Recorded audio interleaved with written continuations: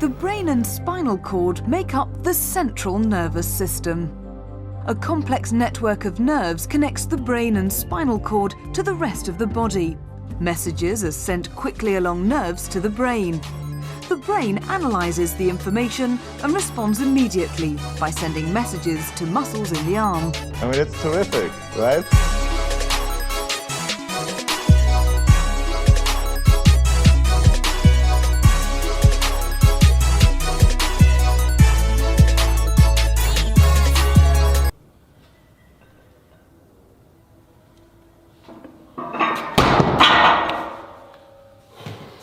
How hard are you squeezing your glutes?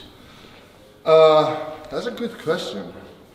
Because I think it just happens naturally. I don't really think about squeezing my glutes. I think about, I do squeeze my glutes because I think about tightening my quads, which automatically squeeze my glutes. Right, okay.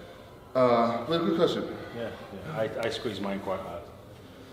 So you think about squeezing your glutes more than your thighs? Yes. We're gonna hit the long head, which is the inner, the medial head, which is the outer.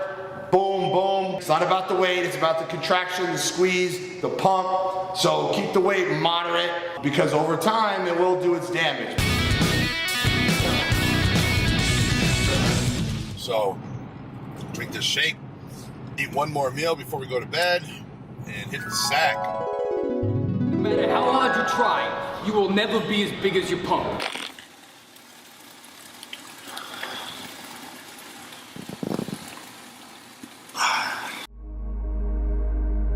Command you to grow.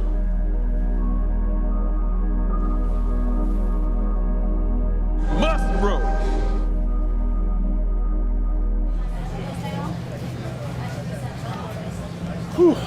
Stretching done. Yeah, why are you breathing heavy? I did stretching. Oh, that shouldn't make you breathe heavy.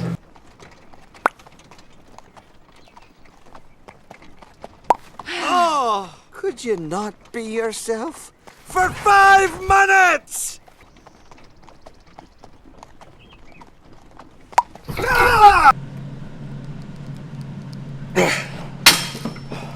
Diese Muskel-Mein-Verbindung in den Schultermuskel reindenken, Volumen hinkriegen, genau dahin.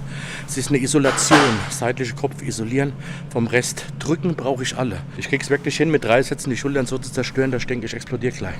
Vom Gefühl her, optisch natürlich nicht mehr so, aber vom Gefühl her habe ich noch genauso drin wie vor 15 Jahren. This is something that I don't see many people doing in the gym anymore, but I think is super duper useful when trying to increase your mind-muscle connection. You want to touch the muscle group that you're trying to work, because what this does is it increases something fancy called proprioception. It increases your awareness of what that muscle is doing in space. And by having your training partner touch the muscle group you're trying to work, it'll help you be able to activate that muscle group better because you're more aware of the muscle group you're trying to work. What should they be thinking about when they're working that muscle, how they should be squeezing, and should they be paying more attention than they probably are? I think the biggest mistake is that you go to the gym and you go through the motion, but you don't really have your mind inside the muscle. Oh, that's so devastating painful to watch. Now this is very, very, very uncomfortable for me.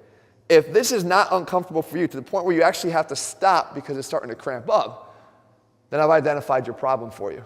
What it means is you do not have a good mind-muscle connection with that muscle. Here's all you have to do, okay? What you want to do is squeeze as hard as you can for 45 seconds and go through just a small little pulsing contraction up and down, an inch up and an inch down. The weights are secondary here. They do not have to be that heavy. You're going for that connection between your brain and that muscle. 462 pounds for his opener.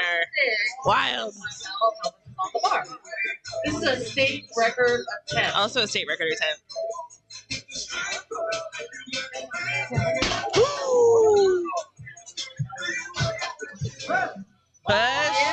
There we go. That's all he needed. So it's not so much, oh, hey, listen, don't worry about the reps and load. Think about mind-muscle connection.